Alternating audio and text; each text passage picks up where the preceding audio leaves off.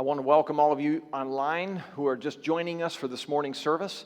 We're getting back into our series here in Genesis called From the Beginning.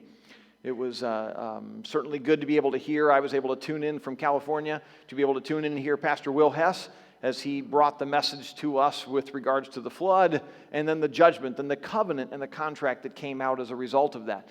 So I'm so grateful to have very, very, very capable speakers who are able to help out, and not just that, but a good friend in Pastor Will Hess. So I'm thankful to him. But we continue on in our series, and we just have a few more weeks left of Genesis before we get into another one.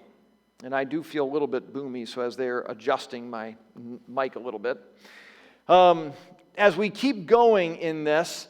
There's a quote, and if you got the little, how many of you get the text app with the reminders for church about the service? Okay, that's good. I hope you're getting those. If you are a regular attendee here and you would like to get reminders, not only is it a reminder, but it's also an opportunity to get a link directly to the bulletin. We don't print and give out bulletins. We got rid of that with COVID.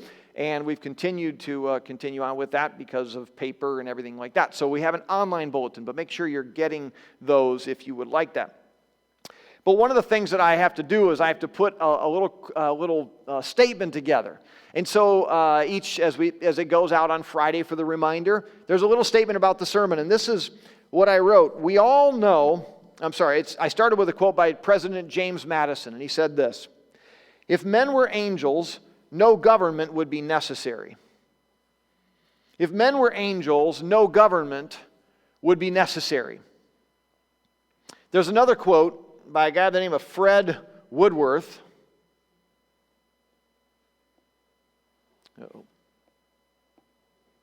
The next one. There it went. Whoops. Okay, there we go. If human beings are fundamentally good, no government is necessary. If they are fundamentally bad, any government being composed of human beings would be bad also. So if you think about it, as we look at government, we realize that government, you would almost say, is a necessary evil. It wouldn't be that way if man were good, but unfortunately, because of the fall, because of sin being brought into the world, man is corrupt. And by nature, that corruption extends not just to how we live our life individually, but it extends to how we live our life corporately. And so when we look at the role of government and what goes on in there, we have to remember that it is a result of the fall that government is what it is. But God has designed us, God has given us government. Government technically started in Genesis chapter 9. In Genesis chapter 9, that's where we turn to the first government, and that's where we see. Hence the reason why in our series on the first, as we've been going through, we've been kind of chronicling, okay? So a couple weeks ago we had the first apocalypse, which was the flood, and then last week we had the first contract, or the first covenant, which was God's promise by giving a rainbow in the sky, never to punish the earth with a flood again. But this week we come to the first government. But unfortunately, and this is the problem, how many of you look at government and say, wow, that is truly a God-given institution? I mean, I look at our government leaders, and my goodness, they just ooze godliness, don't they? Not so much. Cal Thomas, I didn't put it up here, but Cal Thomas made a statement, and he said this: in a free society, which is America, government reflects the soul of its people. If people want change at the top, president, Congress, whatever else, if people want change at the top, they will have to live in different ways. I thought this was really good. Our major social problems, and do we have any social problems in America? A couple of them. Our major social problems are not the cause of our decadence. They are a reflection of it. In other words, government is not to blame for our problems. Our problems in government are the result of us. And as you look around and we see, it's not just non-Christians, it's Christians as well. We have moral decay, moral rot as a result of the flood, as a result of the fall. That's what I need to go back to. As a result of sin in the world. That's what we have. And so when we look around and we see what happens with our government and we see what's there, we shouldn't be surprised because it's a reflection of what's going on within us. That's the result of a free society. But I think as we go back, and this is what we're going to do in our service today, we're going to go back and talk about government. Because in many cases we look at the government and we shake our fist at the government and why did they do this? Why did they do that? But what would happen if we got rid of the government? What would happen if we just said, you know what, get rid of it? Not too long ago there was a call to defund the police, right? You know what, wouldn't it be great if we could just get rid of the police? I mean, that's what sometimes we think. We see corruption. Are there corrupt police officers? Absolutely. Does that mean we should get rid of the police? Absolutely not. Is there corruption in government? Absolutely. Does that mean we should get rid of the government? Absolutely not.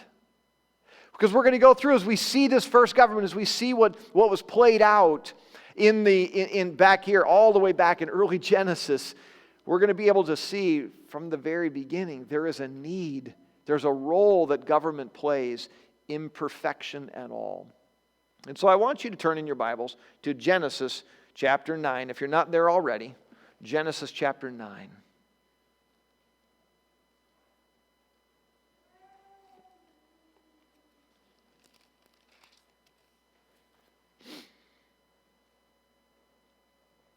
You see, what we're going to talk about today is my main point today. God has given us government. God has given us government. And He gave it to us for some purposes, but we're going to see how this all gets played out. We're going to, I guess, walk through this, okay? So I'm going to give you a few lessons as far as how God has given us government. The lessons about government. First one is this: the most powerful will govern. Now, as I thought back later, I thought, you know what, I really should have had the words under God come in later. But the real point is, the most powerful will govern under God. So I had you go to 9. I want you to actually to turn to Genesis chapter 10. Genesis chapter 10. Now we can read all about some people, and we're going to be covering this next week actually. We're going to be talking about the nations and people groups and all the things that go along with it. But what we have here is coming off the flood, there was one family left, okay? And that was the family of Noah. And Noah had how many sons? My 3 sons. He had 3 sons, and those sons had wives, and so it was the 8 of them. It says 8 adults in all. That's what it says. They entered the ark, and that's where they were for the next year. When they get off the ark, God tells them, be fruitful, multiply, fill the earth. In other words, He says, you have a blank canvas. Can you imagine being the only people on earth? Your family. Picture 8 of your closest people, and you are the only people on the entire face of the earth.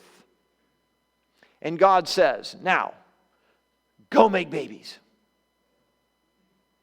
Go make babies, spread out. You got this entire earth. Go, spread out, do your thing. And, you know, sometimes we think of God looking down at man and with man's technological advances and everything, and we sometimes maybe think of God as looking down and just being like, oh, I can't believe they're doing this.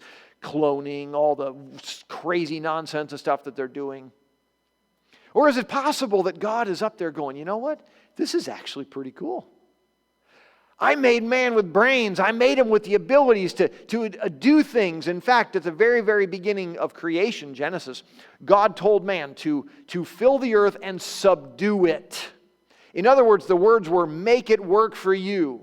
So when man built a dam and harnessed the power of a river to create electricity, do you think God's going, yes, I was waiting for the day when you were going to do this. This is fantastic. When we took and found nuclear energy, The ability to create nuclear and energy, massive amounts of electricity from splitting an atom. Is God up there going, oh, what are they going to do? Or is he going, yes, I made them for this. Going to the moon. Now we got pictures of Mars and who knows what else that we're going to do. I think God's excited about this. So he gives this earth and he gives man and he says, I want you to fill the earth and subdue it. And so we read about a lot of babies that were born. And so we can read in the early part of 10, there's the account of Shem, Ham, Japheth, Noah's sons, who themselves had sons after the flood. Not to mention all the daughters they had after the flood. And we go through and reread this, and I'm not going to get into the words because they're hard to pronounce. But I want you to jump down to verse 8. I want you to jump down to verse 8. Cush was the father of Nimrod. Now, if you look in verse 6, it says the sons of Ham. So Shem, Ham, Japheth, 3 sons of Noah. Ham had some sons, and one of the sons was a man by the name of Cush. Okay? Now, interestingly, show up periodically throughout the Old Testament, but normally it's pronounced with an ites at the end. So it's the Cushites. Does anybody know who the Cushites are? Anybody know? The Cushites are modern-day Ethiopia. The residents of Cush were the residents of what we know of as modern-day Ethiopia. So the Ethiopians are descendants of Ham, one of Noah's sons. Anyway, so you have Cush. Cush was the father of Nimrod. So in other words, Ham, Cush, Nimrod. So Noah would be his great-grandpa. And so this man grew up to be a mighty warrior on the earth. He was a mighty hunter before the Lord, and that is why it is said, like Nimrod, a mighty hunter before the Lord, the first centers of his kingdom were Babylon, Erech, Akkad, and Calneh, and Shinar. From that land he went to Assyria, where he built Nineveh, Rehoboth, Ir, Calah, and Rezin, which is between Nineveh and Calah. That is the great city. If any of you can pronounce those words any better, see me afterwards. As we read about this, we read about a man whose great-grandpa was Noah, and this man was a mighty hunter. Now, the question that scholars have debated long before, was this man just like really good at killing antelope? Or was this man good at killing other things? In fact, it almost seems to say, if you read some of the text, it almost seems to say he was doing this in the presence of God, but not for God. In other words, he wasn't honoring God with his hunting. Some have gone so far as to say he became a hunter of men rather than a hunter as we think of going killing antelope and doing whatever he's going to do. So scholars debate what kind of a hunter was Nimrod. But what we do know is that he was the top dog. He was the strong one. He was the one who had the power. And so we see that as Nimrod, he's going to these places, and interestingly enough, what's the first one? The first centers of his kingdom were Babylon, Erech, Akkad, and Calneh, and Shinar. So let's pick a little bit and go through some maps. I don't know about you, but I love maps. So where did Noah's Ark land? Now there's difference of interpretation. So we see here, okay, this is modern day Turkey. Okay, so this is the Middle East, by the way, this is Israel right here. Okay, that little strip right there. So Mediterranean Sea, down here is Africa, Iraq, Iran, all that stuff. Syria, there's missing an A. But Mount Ararat, as far as they can tell, is probably on the far eastern side of Turkey. So you see this area right in here, Asia Minor, you got Russia right up in here. So you got Mount Ararat right there. Now if we go through, where is this place called Shinar? Well, so here we have modern day Turkey. You can see the outline right here. And Turkey comes all the way over, but you've got Mount Ararat up here, and then you have Shinar. Now, you've maybe heard of a couple rivers before. You got the Tigris and the Euphrates. You got these two rivers, and I always get them confused which one is which. But for the sake of whatever, you have the Tigris and the Euphrates. And then in the middle of the Tigris and the Euphrates, you have this thing called Mesopotamia. Okay, Mesopotamia, you've probably heard that, like the cradle of civilization, all that sort of stuff.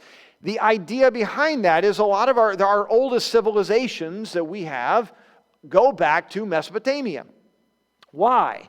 Because they got off the boat here, but they were up in the mountains. kind of hard to farm, kind of hard to do those things when you're way up in the mountains. And so as they began to go, they spread out. But interestingly enough, they didn't automatically spread everywhere. In fact, what we read about in chapter 11, verse 1, look at this. Now the whole world had one language and a common speech. As men moved eastward, they found a plain in Shinar and settled there. So you can just picture it. Noah, his boys, their families, they're all traveling. There's not very many of them. Stick together, work together, whatever else. And so they're working together, and they decided to spread out into this place called Shinar, which was modern-day Mesopotamia, or modern-day, actually, this is Iraq, right here today. But I wanted you to get the sense that they came down here and then went down. As far as we can tell, that's what they did. And so here we have kind of this, okay, so biblical empires. You've got the Assyrian Empire, Mount Ararat was right up in here. And then you've got this. So they moved their way down, and what we read about with Nimrod was he established these cities. Babylon, Akkad, Nippur, Erech. Those, interestingly enough, we got a city by the name here of Ur. Anybody know of a famous person who came from Ur? A man by the name of Abraham. And so we see this area between the Tigris and the Euphrates. This was a very fertile area. They could live, they could thrive. And man says, you know what? I'm not sure I want to spread out. In fact, I kind of think we like being together. Well, here's the thing. The strong are going to rise to the top. That's what's going to happen. You ever heard of the phrase survival of the fittest? In a society like this, those who are the strongest are going to be the ones who are going to be probably the organizers. They're the ones who are going to rise to the top to be able to do this. And so that's what we have, I believe, as I read through this, I believe Nimrod was that man. I think Nimrod, what we see here, the reason why Nimrod figures so highly, why do we not read of other people? There was other people here. There were other family leaders, tribal leaders. Why do we not read of them? Because I think that Nimrod was the reason we ended up having the Tower of Babel. As Nimrod shows his power, shows his superiority, he is able to be that governing force, that dominant force. And so the most powerful will govern. As he establishes the cities, as he goes and does this. But notice this, the most powerful will govern under God. God allows this for a reason. He does. There's a verse in Daniel chapter 2, verse 20. If you want to turn there, please. Kind of the middle of your Bible. There was a great king. We talk about the most powerful, okay? There was a great king, and his name was Nebuchadnezzar. Nebuchadnezzar was the most powerful king of his day. In fact, some have said he may have been one of the most powerful kings ever. Can't remember where Daniel is. There it is, Daniel, chapter 2. Daniel chapter 2, verse 20. As Nebuchadnezzar was there, and if you remember a little bit of the backstory in Daniel chapter 2, Nebuchadnezzar had a dream. And he told his diviners, he says, listen, if you can tell me what the dream is, then I'll keep you alive, basically. And they said, well, we don't know what the dream is until you tell us what the dream is. And he says, no, I'll know you're real if you tell me what the dream is. And they're like, nobody can do that. And then Daniel says, wait, God can. And so God goes and he is able to give Daniel the dream. And so Daniel goes and tells him. He goes and tells him what the dream is. And as a result, Daniel goes to the king. But this is what Daniel says. He says this, praise be to the name of God forever and ever. Wisdom and power are His. He changes times and seasons. He sets up kings and deposes them. In other words, the most powerful will govern. Nebuchadnezzar was the most powerful king of his day, and yet he was put into place by God. The most powerful will govern under God. Now, they won't necessarily look godly, but God is the one who puts them into place, which is why when we came to last November, there was a lot of concern and a lot of questions. What if so-and-so gets in? What if Trump gets in? What if Biden gets in? What if it's somebody else? Oh my goodness, what's going to happen? God knew all along. In fact, as we see it, God is the one who set up President Biden to be our president for His purposes. Now the thing is, His thoughts are not our thoughts. His ways are not our ways. We may not understand why God gave us Biden. We may not understand why God gave us Trump for the previous 4 years. We may not understand this. It may make no sense to us. But God is the one who sets them up, and God is the one who gets rid of them. In other words, God is the one who gave us Nimrod. God is the one who gave us Nebuchadnezzar. And I want you to turn over to the New Testament. Romans chapter 13, please. One of the most important verses when it comes to how we are to respond to government. But Romans chapter 13.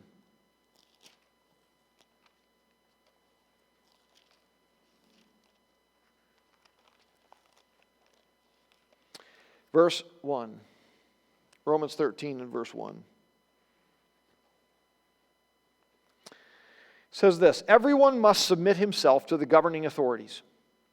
For there is no authority except that which God has established. The authorities that exist have been established by God. In other words, when God set up Nero, who was, I think it was Nero at the time when Paul wrote Romans. Nero was one of the most wretched, awful emperors or Caesars ever, and he killed so many Christians, killed so many of them, and yet Paul could look at him and say, God put him there. There is no authority on earth except that which God ordains. He is the one who puts them there. And so I want you to understand, even though that we have the most powerful, the survival of the fittest, Nimrod, the great hunter, he sets himself up above everybody else because he can. He's the most powerful. But he will still govern under God. But that leads us to our next point here. The most powerful still have responsibilities. They still have responsibilities. When I look at the responsibilities, please go back to Genesis. And this is where we get the place for government. Genesis chapter 9, where I sent you there initially. Genesis chapter 9 and verse 1.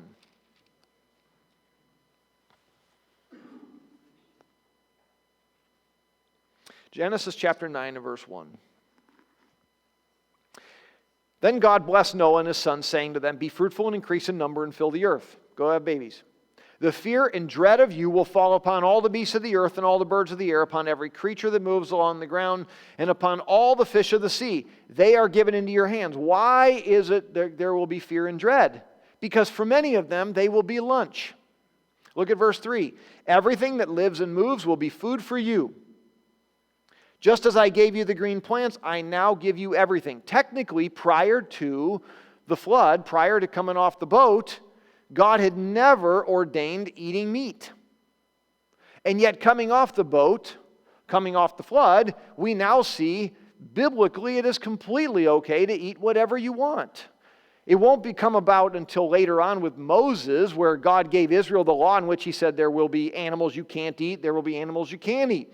But what we see here was a pattern in which it says, if you want to eat the little shrimpies, go eat the little shrimps. I don't know, is it plural shrimp? Is shrimps? I don't know. Anyway, I think it's just shrimp. If you want to go eat the deer, you can go eat the deer. You can go kill and eat whatever you want. And so as a result, I think Noah looked at the animals and the animals looked at him and said, oh no, we're getting away from this guy. But then he goes on, verse 4. But you must not eat meat that has the lifeblood, it's still in it. And for your lifeblood, I will surely demand an accounting. I will demand an accounting from every animal and from each man too. I will demand an accounting for the life of his fellow man. Whoever sheds the blood of man, by man shall his blood be shed. For in the image of God has God made man.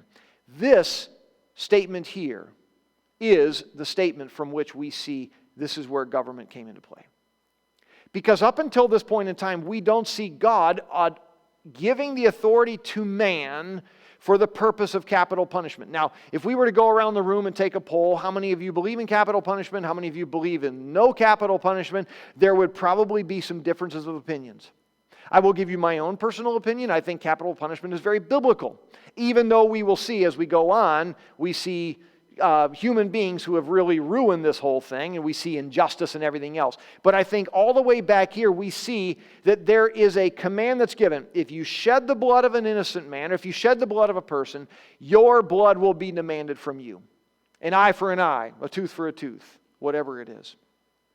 That was the responsibility of government. So we see here the role that the people had. Be fruitful, multiply, fill the earth. Go out, do this. But they also, the other responsibility was, and that was to provide justice.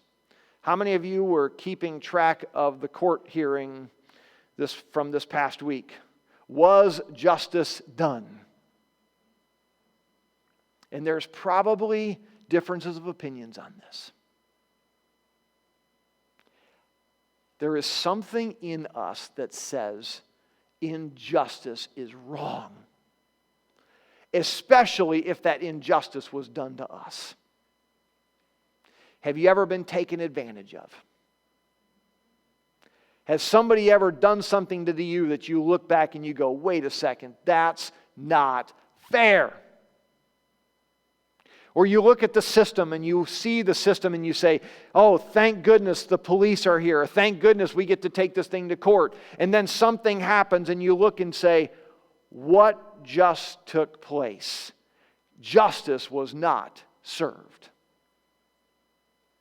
How many of you believe O.J. Simpson was guilty? Okay, let's not go there. When we see there's a responsibility to see justice be done. And that's the idea with government. The government, the places or the governing authorities that were put into place, their responsibility was to make sure that justice was served. And so the most powerful still have responsibilities. And so what we see going on here was Nimrod, which obviously he took it upon himself, especially if his name is right, a hunter of men. He took it upon himself that he was the system of justice.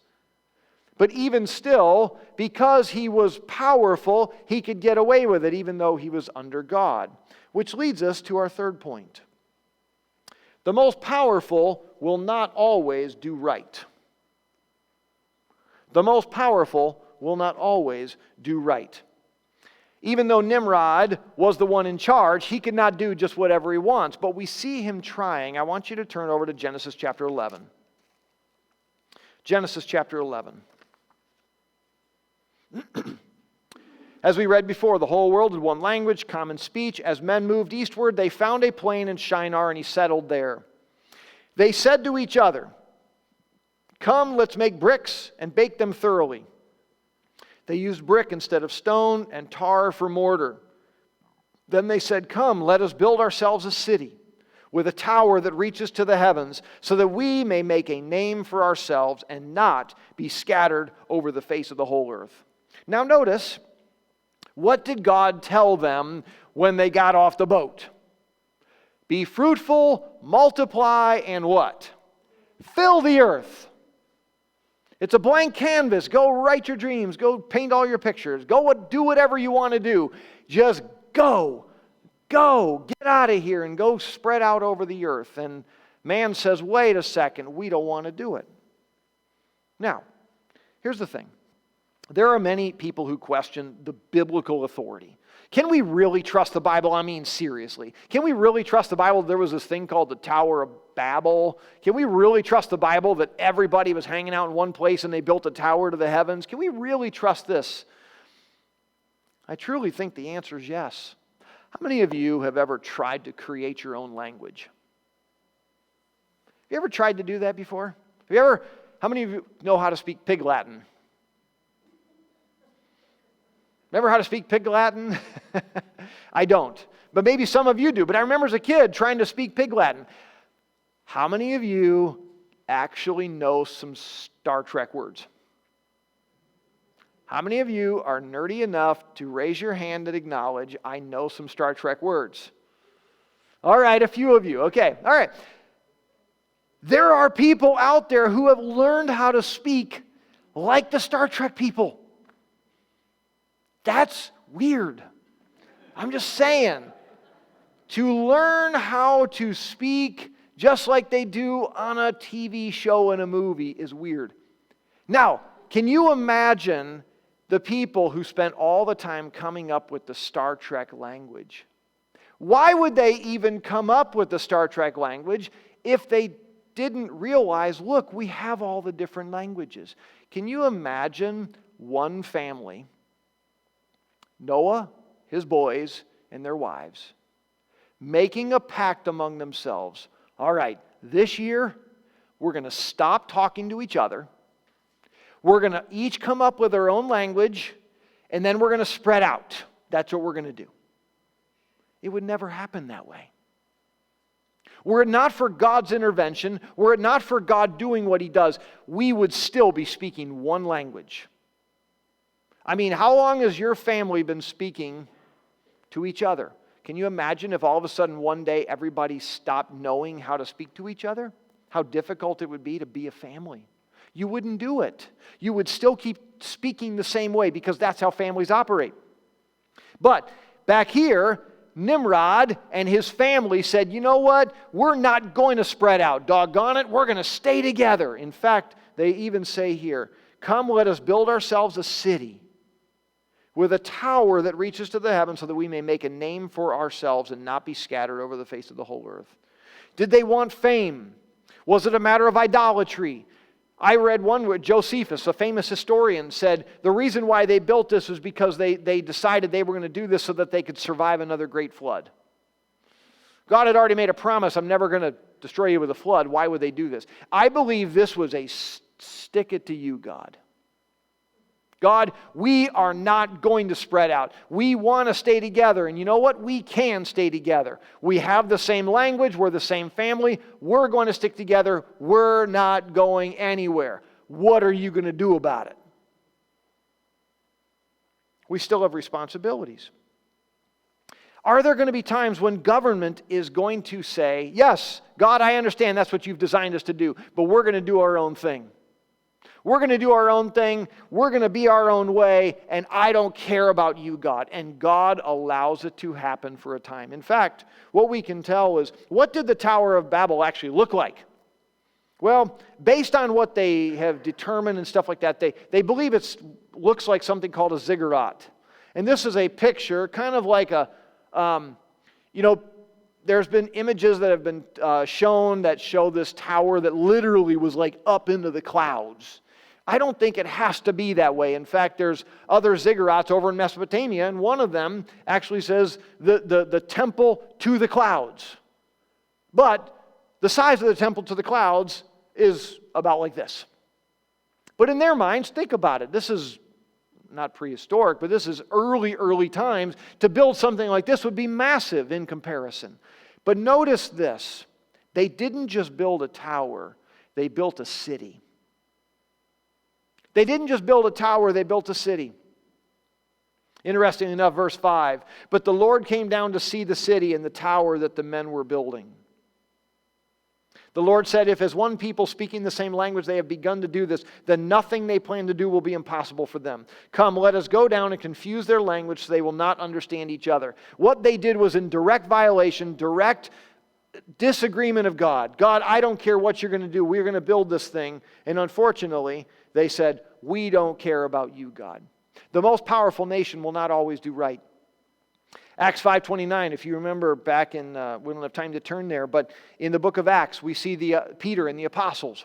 And they were hauled before this group, the ruling people called the Sanhedrin, the religious leaders. And they told them, stop preaching about Jesus. And they're like, Peter's like, well, I guess if you want us to stop, I can't stop because I just watched this guy get healed. I have to go tell everybody. And they said, well, stop it. Don't do it. So they said, okay, we'll let you go. Well, they go right back into the temple courts and they start preaching about Jesus again. And the people are like, the Sanhedrin's like, didn't we tell them to stop? Aren't they supposed to do what the authorities say that we're supposed to do? Don't they realize that we have the ability to give out justice? Don't they realize this? And so they haul them back in again. And they said, didn't we tell you to stop? And Peter's reply back was this: we must obey God rather than men. In other words, I can follow you and support you as long as what you're asking me to do is not in direct violation of what God has told us to do. So yes, they will govern, but they're once again under God. The most powerful still have responsibilities. They will bring justice, they will do that, but they will not always do right. And we have to remember that. Just because God has placed them there doesn't mean they will always do right. And in those moments, we have a decision that we have to make as followers of Jesus Christ. Who do we follow? The governing authorities that God has commanded us to respect and follow? Or do we follow God? Realizing that we are responsible to God more than the government, we may have to do this. And I'll give you an example of this. I just got an email this past week. We have our missionaries that we support, Eric and Mercy Mango. Maybe some of you got this email, but what's happening over in Malawi is amazing. They're in a place called the Yauland. The Yauland is a 99+% Muslim area. The gospel is making huge inroads in this area. And you know who's getting freaked out? The Muslims. They're getting freaked out. And so they have declared that they're going to spend a month, and that month started Friday, like 2 days ago. They're going to spend a month doing rallies, pulling people together to remind the Muslims that Christianity is bad and you need to be Muslim. Yauland is a Muslim land, not Christianity. And so I had a couple pictures that he sent. This was Muslims in Malawi being told to stop the spread of Christianity. Now think about it like this. 99% of the people that are there are Muslim.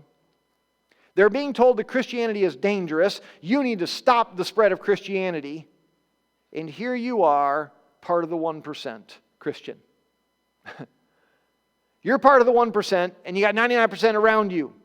Do you think it might be a little dangerous to be a Christian over there? In fact, there was a gentleman. This guy was a former imam, a religious leader, basically a pastor of a Muslim mosque over there. And he became a Christian. He came to Jesus Christ. And this guy, it's interesting, Eric is meeting with him right now. Well, in this picture, I don't know about right now, but Eric is meeting with him to encourage him, to remind him that, listen, you need to follow God through this. And his words were back, I'm not afraid. In fact, a death threat came out to this guy in particular. And he says, I'm not afraid. Because the leaders, the government, even though it's Muslim, they will not always do right. Even though they may be there under God, they may be in their position of leadership because God allowed them, ordained them to be there. But just because they're in power doesn't mean they're going to do right. Even though they're responsible for justice, doesn't mean they're always going to do right. And so we have to remember that we are under God more than we are under the government. And so here you see this man as he is here. And he says, bring it on, basically. I'm not afraid of these people. I'll die for my faith. They will not always do right. Which is why we need to remember this. The most powerful still answers to God. When Nimrod decided to pull all the people together, when he brings them all into play and he's like, okay, you know what, we're going to build a land. Who's with me? And everybody's like, yeah, we'll be with you. We'll build this thing and we're going to build the tower. I think the tower really was kind of like the central place. So you had these cities that were there. They're in the plain of Shinar and they're like, we're just going to stay here. And they build the Tower of Babel as a place to come together to remind ourselves we're in control. We're in control. And God says, who's in control? Oh, we're in control. Let me ask again. Who's in control? Oh, it's we're in control. Okay, all right, let's spread out the languages. Now you can't talk to you, and you can't talk to you, and you can't talk to you. And everybody's like, can you imagine what it was like on that day? Can you imagine? How many of you have thought, I wish that I could just instantly learn another language? When I went to Paraguay on a mission trip a number of years ago, oh, how I wish that I would have taken Spanish, not French, in high school. Not that I learned French either, but I really wish I would have taken Spanish in high school because I'm there and I'm talking to the people. At least I'm attempting. I'm using my hands. You know me, I'm a talker. And that was so discouraging. And I said, curse you, Tower of Babel. Curse you. Because I couldn't talk. It was so frustrating. Now what do they say? We're somewhere around 2,000-3,000 languages because language morphs over time. So frustrating. because the most powerful, even Nimrod himself, still answers to God. I remember Jesus, John chapter 19, Jesus was standing before one of the most powerful people in Israel at the time, and his name was the name Pilate. He was the Roman governor of Jerusalem in that area. And the religious leaders, if you remember, they had brought Jesus before him, and they had said, "We want this man crucified." And Pilate's like, "I don't see anything wrong with him." And he kept interviewing, and finally in John chapter 19, verse 10, Jesus wasn't saying anything at the time, and Pilate says, "Do you refuse to speak to me?" And then he says this, "Don't you realize I have power either to free you or to crucify you? Don't you think I have the power? I have the power. And my responsibility here is to provide justice, and I could kill you right now. Don't you realize I have the power?" And I love what Jesus says back to him. I just picture it calmly as Jesus answers back, "You would have no power over me if it were not given to you from above." Pilate says, "I could kill you right now." Jesus, "Yeah, you could, if God says you can. If God doesn't say you can, you can't." That's basically what he's saying. And so when we look at religious leaders, when we look at political leaders, when we look at governments around, and we may shake our heads and go, "God, what are you doing? Why are they doing this?" And we get mad at the person, whatever else. But we have to remember that even the most powerful, I don't care who you are, Ahmadinejad or whatever, some weird names over in Korea, North Korea, whatever dictators, whatever free world leaders, no matter what, they still answer to God. And so we may get discouraged, and we may be frustrated, and we may wish that things were different, but we have to remember back that when God set up the first government back here, He set up the role of men being responsible for other men in the form of government. But no matter how powerful government may be, God is still more powerful. And so with that being the case, I want us to turn to okay, how do we respond? What do we do with this? Because as we wrap up today, God has given us government. So what is our responsibilities back? Well, here's your challenge. Your challenge has a couple parts. The first one is this: pray for your government. Pray for your government. We're doing the National Day of Prayer coming up. It's the first Thursday in May. And we're going to be showing a video, actually. There was a really cool thing that we did. I partnered with some area pastors and Grace Christian University, and we put together a video. And we're going to be making it available to all of you here. But I had a chance, so we did the recording of it, and I had a chance to pray for our leaders. And you know what I found as I went into it? Here I am praying on camera for our leaders. And it was a reminder, I don't pray for our leaders enough. Here I was called upon to pray for our president, pray for Congress, pray for the Supreme Court, pray for these governmental organizations. And I'm thinking to myself, when is the last time that I actually prayed for our leaders? Paul said to Timothy, "I urge then, first of all, that requests, prayers, intercession, and thanksgiving be made for everyone, for kings and all those in authority, that we may live peaceful and quiet lives in all godliness and holiness." The idea was not that we're trying to pray for necessarily the conversion of government, even though wouldn't that be cool, but we need to pray that government allows us to be able to do what we're going to do. Why? Because wouldn't it be nice to do what we're doing with peace and quiet? And yet, there may come a day, and potentially soon, in which we'll not be able to be peace and quiet, just like over in the Yao land, where we may be called upon to answer for our faith. But until then, we can pray, God, be with our governor, be with our government. But that leads us to the next one. Respect your government. And man, this is something that's really important. We live in America, right? I got the freedom to say what I'm going to say. I got the freedom to do what I'm going to do. And so what do? We use our freedom as a cover-up for evil. We use our freedom to badmouth and talk bad about our governor. How many of you have talked bad about our governor in the last year? I mean, she's done everything right. I don't know why you would, right? When I look at the frustrations that we have, so often it just wants to come out. And rather than showing respect and honor to those in positions of authority, we use our freedom as a cover-up for evil. Be careful. You may disagree, and that's okay. We can disagree. But we can disagree respectfully, or we can disagree disrespectfully. You may not agree with who's in positions of power, but that doesn't give you a right to talk bad about them. And I have to remember that too, because I'm just as guilty. Do we respect those who God has put there? Remember, there is no authority except that which God has put there. So your president is your president. Your governor is your governor. Whether you like it or not. Whether I like it or not. We need to show respect. The third one. Don't be surprised if you suffer from your government. There's all sorts of legislation that's either in the works or coming down the pike that I believe is going to have an effect on how we do church. There may come a point in which we will be called to answer. Are we going to stand on what we believe the Bible teaches, no matter what? Are we going to be surprised if government does evil? It may be instituted by God, but that doesn't mean they're always going to do right. Which leads to the last one is this.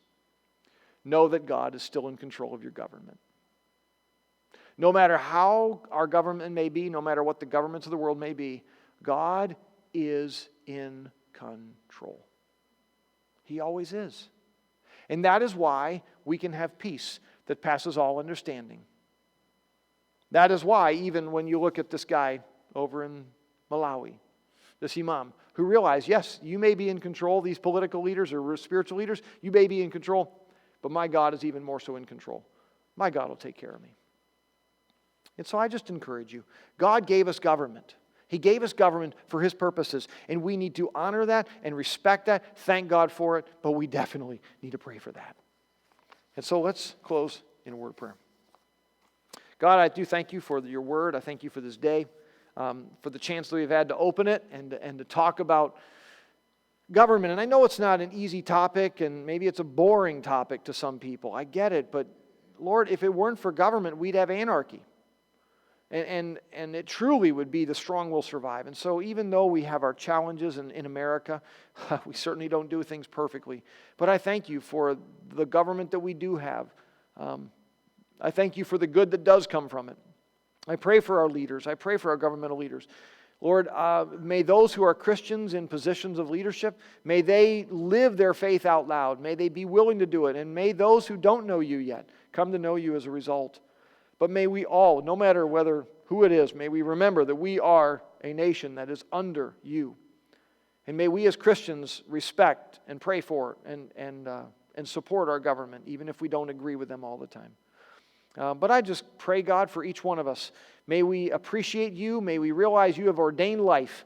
And we give you the thanks for it. In Jesus' name we pray. And all those in agreement said, amen.